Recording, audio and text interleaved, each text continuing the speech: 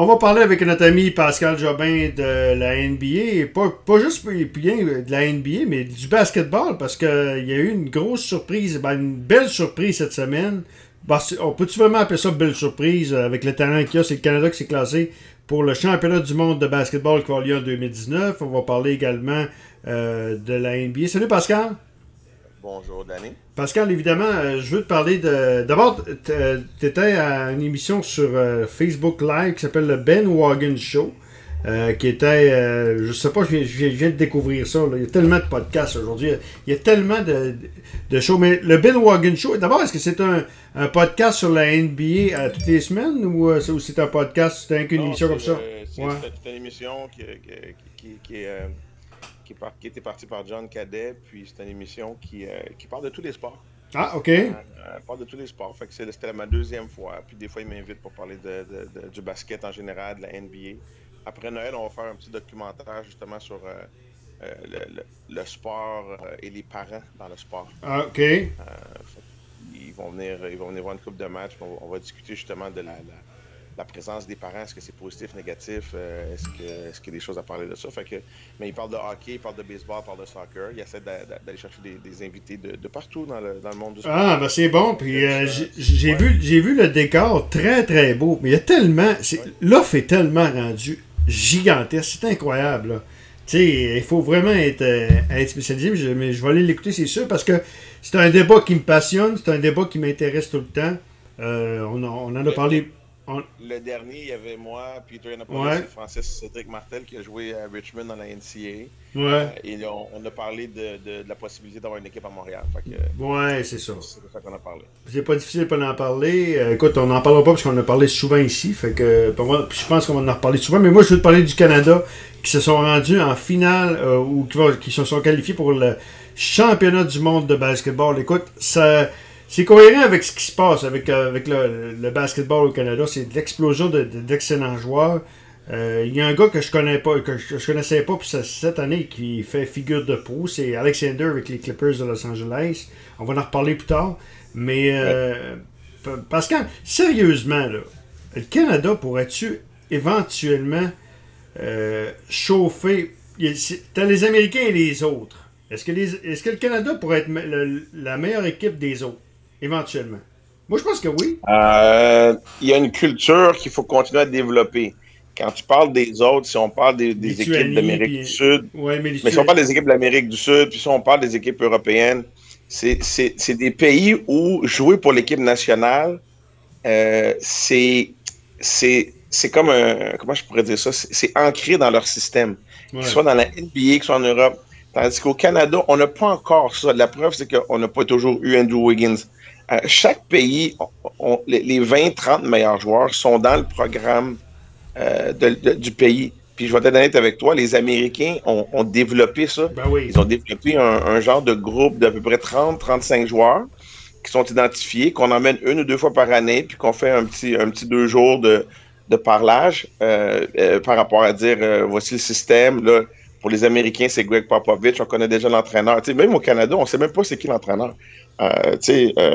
L'entraîneur qui a gagné le match contre le Brésil. Oh. T'es là, Pascal? Est-ce que t'es revenu? Oui, t'as perdu pendant quelques secondes, Pascal. J'ai eu un appel, c'est pour ça. OK. Donc, oui, on revient en nombre, Pascal, immédiatement. Donc, tu disais l'entraîneur qui a perdu contre le Brésil et... L'entraîneur gagne contre le Brésil, Roy Rena, qui est un entraîneur universitaire, qui a quand même fait beaucoup de choses. T'sais, moi, j'aimerais ça qu'on le nomme entraîneur-chef. Là, c'est supposé d'être Jay Triano. Puis la période où on joue en ce moment, on n'avait pas aucun pays a le meilleur joueur parce que les meilleurs joueurs jouent dans les ligues professionnelles respectives. Fait que ce qui est malheureux, c'est que les 12 joueurs qui ont aidé le Canada à se qualifier pour les championnats mondiaux risquent de même pas faire partie de l'équipe. C'est le temps d'aller au championnat mondial parce que là, on va aller chercher, comme tu as mentionné, un Alexander, un Jamal Murray. On en a des joueurs. R.J. Barrett, Murray, après ça, Wiggins. Ça finit plus, la liste est longue. Là. Kelly Olynyk avec les Celtics, et ainsi de suite. Là. Mais que les gens embarquent plus régulièrement, mais qu'on ait une... Tu sais, moi, je connais Basketball Canada depuis les années 80. Puis il n'y a jamais eu il y a beaucoup de bons joueurs qui n'ont pas joué pour l'équipe Canada, tu sais. Tandis que l'Argentine, Manu Ginobili a joué presque la moitié de sa vie pour l'équipe nationale, tu sais. Qu'il soit avec les Spurs ou non. Fait que, c'est une mentalité. Mais est-ce qu'on a le talent pour être dans les top 5 au monde? Absolument. Absolument, hein? Ah ouais, regarde. Parce que je regarde ça, c'est incroyable le talent qu'il y a actuellement. Mais tu parles de ça, mais c'est peut-être la formule qui est à revoir. Parce que, tu sais, au soccer, c'est très très long. La période de qualification, soit pour une Coupe du Monde ou encore l'Euro et ainsi de suite. Mais par contre, les ligues arrêtent les calendriers pour participer. Mais au basketball, on serait pas capable de faire ça. Là. Exact. Tu as tout à fait raison. Effectivement. Donc, mais l'année prochaine, ces championnats du monde-là, est-ce que le Canada pourrait être dans le Final Four facilement? Je pense que oui. Oui, hein? Et tout dépend de qui va se présenter. C'est toujours ça. Mais un gars comme R.J. Barrett va être là. Tu sais, t'as Wiggins peut-être. Et lui, quoi qu'il est récalcitrant. Mais t'as Alexander, t'as Murray. Dis, on a fait ça. Écoute, ça. On a de très très bons joueurs. On est loin de Bill Wellington. Hein? On était tout heureux d'avoir un joueur de la NBA dans le temps. Là. On est très très loin de ça. Puis ça, c'est les Raptors. Faut dire les Raptors et les Grizzlies qui ont fait ça. Pascal, Mathieu Jolivet sur rds.ca a écrit un petit peu son compte rendu du début de saison. Et évidemment, lui, il voit on parle des Raptors. C'est vraiment, vraiment exceptionnel ce qui se passe avec les Raptors. L'acquisition de Kawhi Leonard qui donne raison à Masai Ujiri. Lui, il s'est mis la tête sur la bûche, puis ça semble vraiment payé. Là. Oui, absolument. Sa relation avec Kyle Lowry n'est pas nécessairement excellente. Ouais. Mais comme Kyle Lowry a dit, moi, j'ai pas de relation avec lui. C'est mon boss. Il fait ce qu'il a à faire. Moi, je fais ce que j'ai à faire. Parce que je pense pas qu'il ait aimé la façon. Pas le fait qu'on ait échangé Kawhi Leonard. Excuse-moi, Kawhi Leonard et DeMar DeRozan. C'est la façon. Puis la raison que je te dis ça rapidement, c'est que pendant la Ligue d'été, DeMar DeRozan, elle est toujours rejoindre les Raptors, les jeunes recrues, tout ça. Elle a passé une semaine à Las Vegas avec les jeunes Raptors. Et Masai Ujiri a dit à DeMar DeRozan, écoute, cette année, il faut qu'on travaille sur ça, il faut qu'on fasse ces choses-là.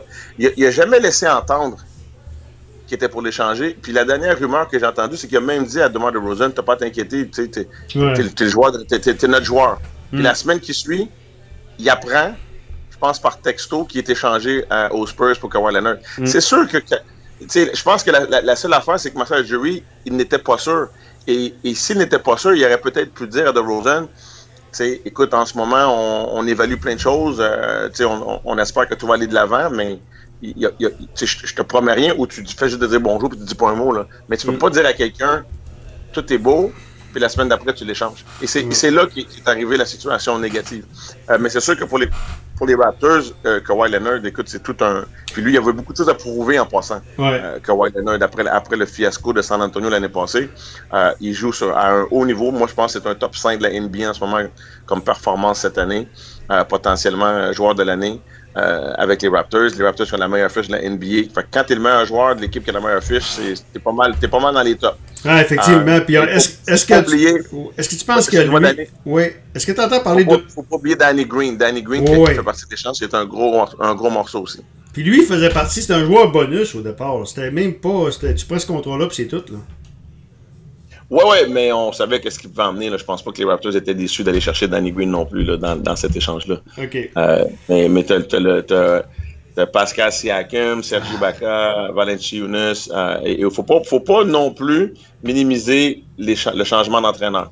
Le changement d'entraîneur, c'est drôle parce que des trois ont une de les meilleurs débuts de saison en ce moment avec Dwayne Casey et Nick Nurse a la meilleure équipe de la NBA en ce moment. Fait que je pense que les deux entraîneurs pour leur équipe respective font un très bon travail.